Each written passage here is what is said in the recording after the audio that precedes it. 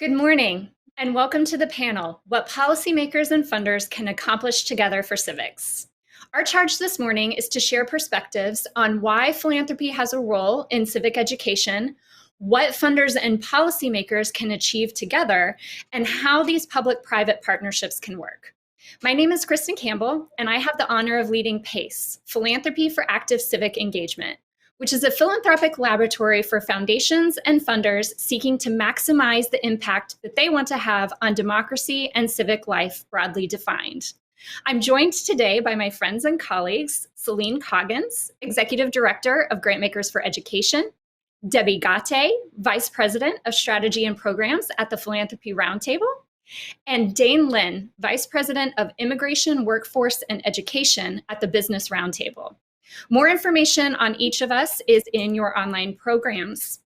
Our organizations are unique in many ways. Each of us works with a network or a community of funders and donors to help support aspects of their giving, their philanthropic practice, and their overall leadership. Our communities are diverse in a number of ways, including by size, scope, location, values, and structure. But all of our networks have an interest in ensuring that our democracy and our civil society are healthy. The community-centric approach that we all take to our work gives us a unique perspective and a kind of a bird's eye view on a myriad of ways that we see funders and donors engaging in civic philanthropy. And we are excited and honored to be here to share that with you today. I know we have limited time, so I'm going to jump right in. Celine, Debi, Dane, you each have a unique and distinct vantage point in how you observe this field. Dane, you work with corporate funders and CEOs. Debi, you work with private philanthropy. And Celine, you work with education philanthropy more broadly. I will say that at PACE, our vision is that all Americans are informed and empowered to contribute to our system of democracy, both our system of representative government and our system of self-governance through civil society. We see the building of civic knowledge, skills, and dispositions as a necessary foundation to make that vision possible. And we believe that philanthropy has a unique ability to help schools fulfill their civic mission. So let me ask you all, from where you sit, why do you believe philanthropy has a role in civic education, and in what ways do you observe funders engaging in it? Debi, let's start with you. Thanks, Kristen. That's a really great question. And thanks to you and to Civics Now for hosting this important summit and this particular panel on philanthropy and civics education. It's a real pleasure to be here with you and Dane and Celine today. As Kristen mentioned, I'm with the Philanthropy Roundtable, and the donors we work with are committed to helping advance liberty, opportunity, and personal responsibility. They believe in strengthening our free society through philanthropy. So what is the connection between philanthropy and civics education? Those values, liberty, opportunity, and personal responsibility, are dependent on us as a nation ensuring that America's founding principles are understood and serve as a place from which we can all grow together. So it's from this shared foundation that we then have our our many debates, let's just say our many debates about what it actually means to strengthen a free society and advance shared values. So the philanthropists we work with have been investing in this bottom line shared national framework for decades through civics education programs. And this has taken on many different forms. So let me share some examples, maybe as a way to indicate what that might look like. So one example is teacher training. So philanthropy supports the training of teachers, not just through the sharing and reading of primary source documents and their interpretations, but also how to teach potentially controversial subjects. So teacher training is one example.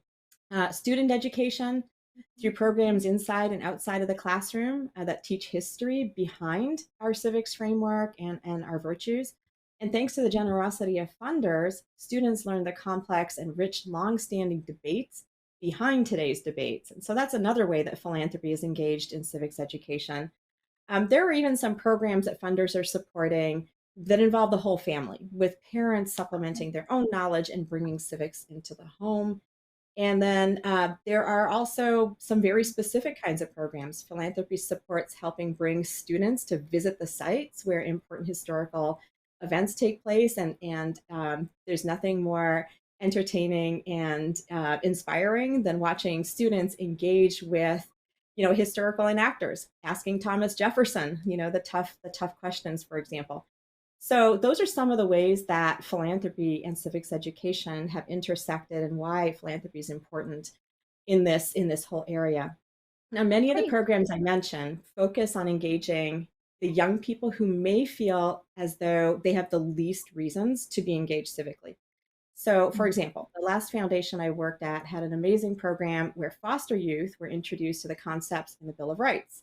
And from that series of discussion, they went on to develop a Bill of Rights for foster youth in Pennsylvania, which turned out to be pretty accurate after legal review. So these young people didn't realize they had certain rights, such as not being subject to physical abuse or being kept with their siblings whenever possible. And philanthropy, it's philanthropy that's made that kind of progress possible. Being engaged in civics education for the long haul, and I think it's essential to help ensure every young person has access to a quality education in civics. So, Kristen, that's how I would explain that relationship. Great. Thanks so much, Debi. Celine, how about you? Hey, so I'm Celine Coggins. I'm the Executive Director of Grantmakers for Education. We're a network of almost 300 funders who are exclusively focused on education issues, or I should say explicitly focused on education issues. Many have separate strands related to democracy and things like that. And, I'll just point to a few things that our members are working on and thinking about. The pandemic, I think our quest for racial justice in American society are things that have really fundamentally caused us to rethink kind of what is the purpose of school as a common good.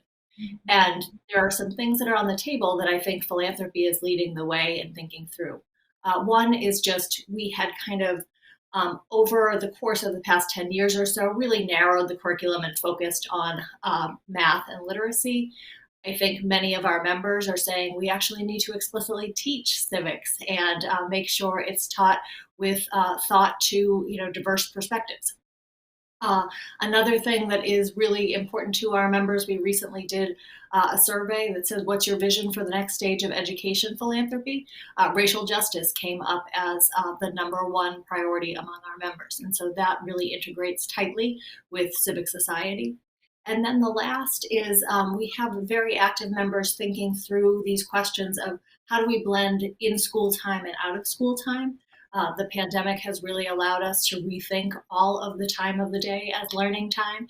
And so that allows us to really be bringing in some of the things that we might do in terms of civic engagement, in terms of activism from out of school time into thinking about how does that tie to the curriculum and how does it tie to a whole kind of learning agenda for kids.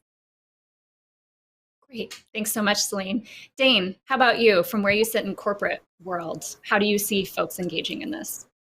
Great, and thank you for the opportunity to be here today. I wish we had more than the 30 minutes we have, but let me answer your first question.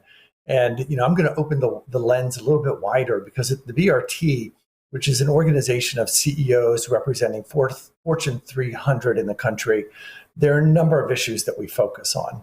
They range from healthcare to education and workforce, immigration, tax, and trade. And there's a point of intersection among many of those issues. But I would say, while we are focused on the federal policy agenda, and there's a civics component to that, we believe there are more effective and, quite frankly, a shot in the arm approaches that our companies can take through the philanthropic arm to make some of the changes that we're seeing around civics education. So what do I mean by that?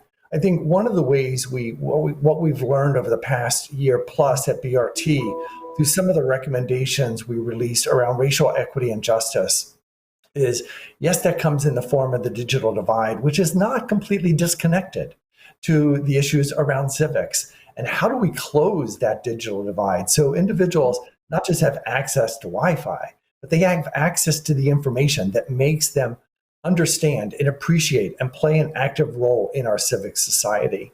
The second area probably has garnered quite a bit of attention at BRT is the issue around voting. And a number of our companies have really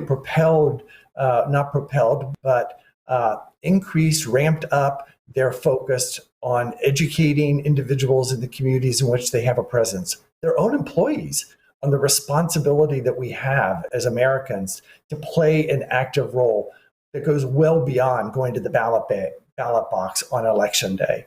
And so how do we ensure that we're playing an active role in the voting process and what leads up to that?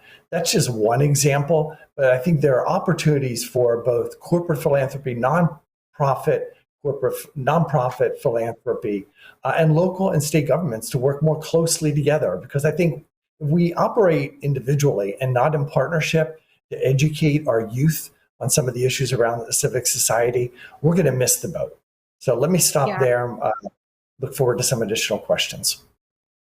Well, I definitely want to pick up, Dane, on where you ended in saying there are more opportunities for a lot of us to work more closely together.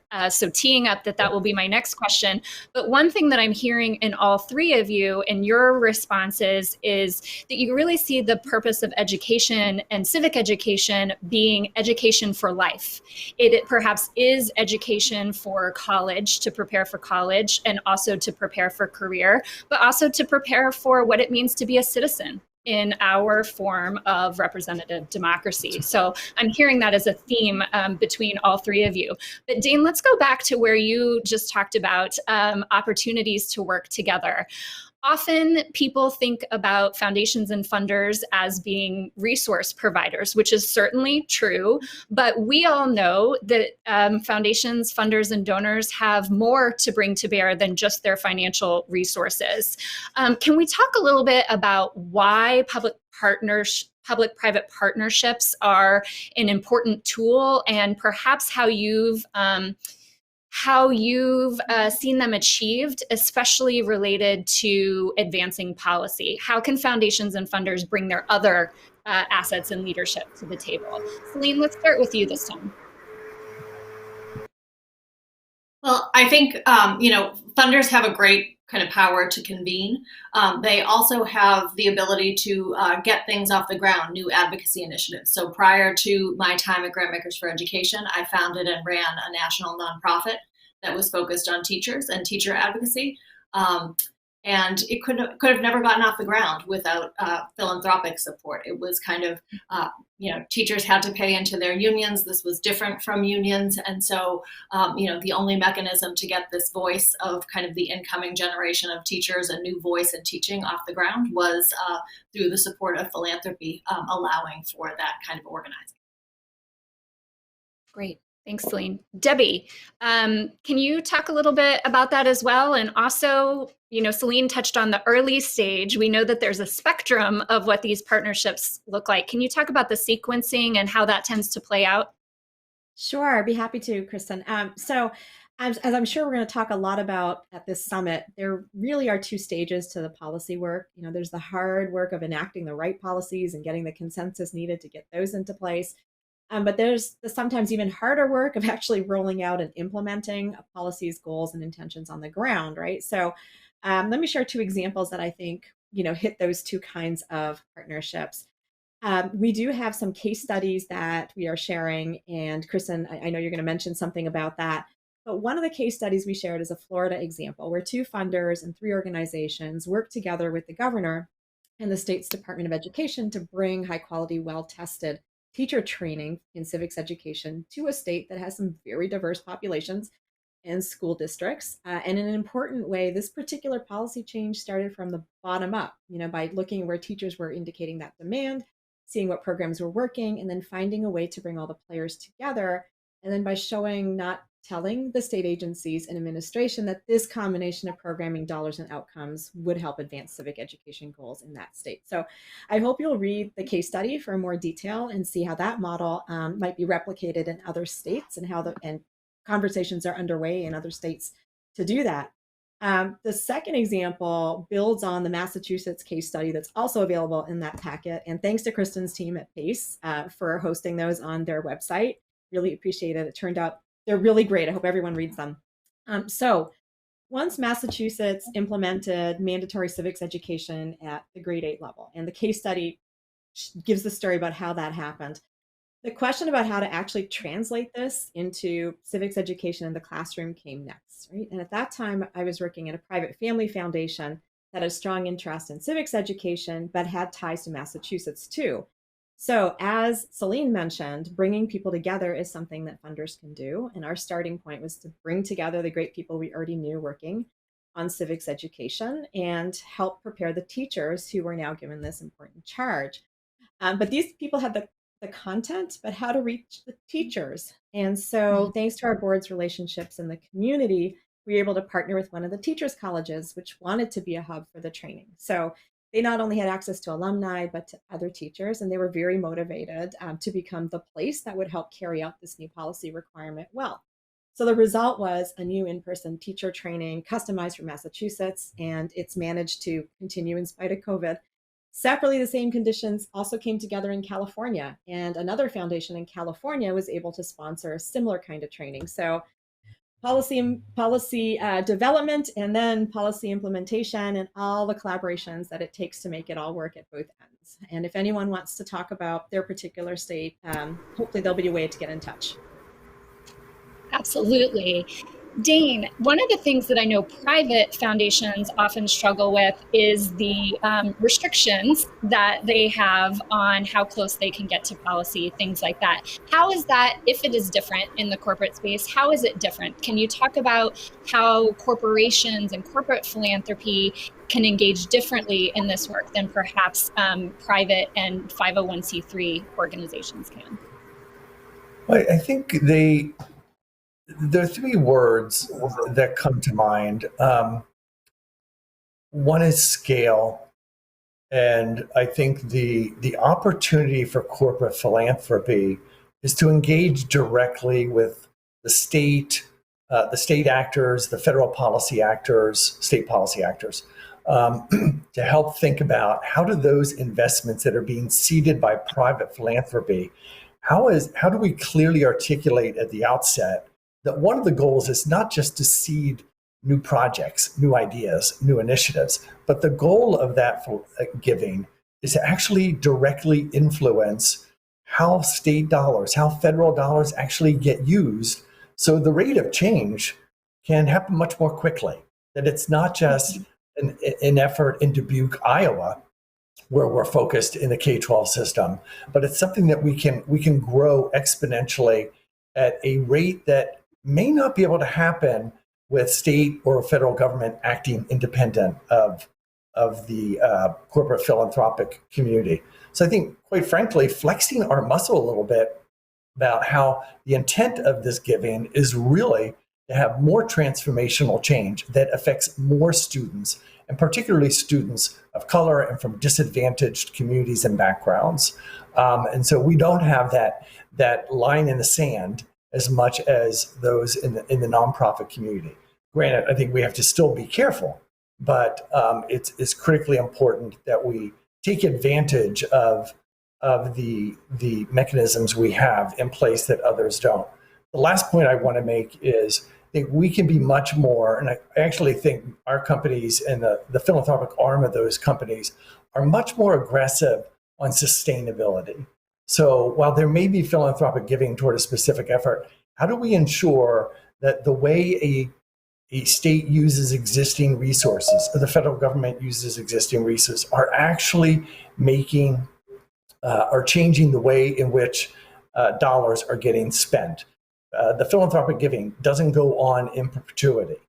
So how do we readjust the ways in which use money, funding, so that it actually has a direct benefit to the individuals that we're targeting?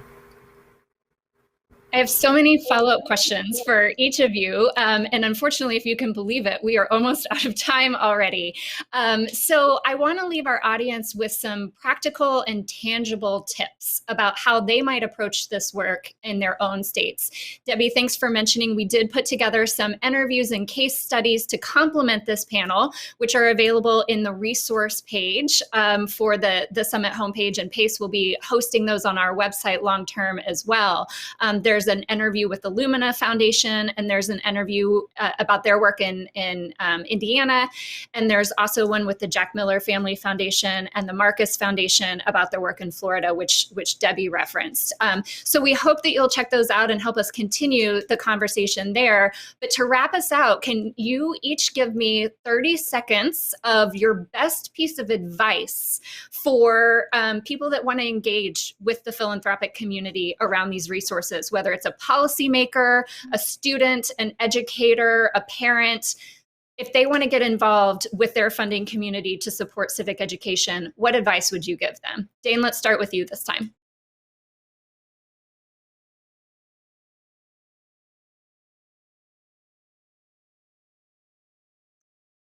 Dane, I think you are muted. Yeah, you would think after a year and a half I would know how to turn off the mute button. Nevertheless, you would think, one of my biggest concerns is that we're all working toward the same goal, but we're all working independently. And if I were to give one piece of advice is, let's figure out how we can be strategic in forming partnerships that leverage limited resources in each of our own organizations to realize that change. That, to me, is one of the keys to success. Great. Thanks so much. Debi. I'm going to build on that and say what Dane said, plus get creative. When you think about it, every person in America is a potential student of civics education. So the how, where, when, and what for how we do this is open for innovation and new ways of connecting history, ideals, and present debates together in a way that'll spark thinking. So I say get creative. Awesome. Collaboration, creativity. Celine, bring us home. The aspiring activist or person who wants to be more engaged, get started. There's so much you can do before you get funding, and that helps on your path to funding, to say, here's what I've already been able to do without funding. And so there's no good reason to not get started right away. Wonderful. Thank you all so much for your time. I know we've only scratched the surface. I wish that we had so much more time, but I look forward to continuing to work with you all in pursuit of helping our networks advance civic education and philanthropy's role in it. I hope everyone enjoys the rest of the summit, and thank you for all the work that you do. Take care. Thank you.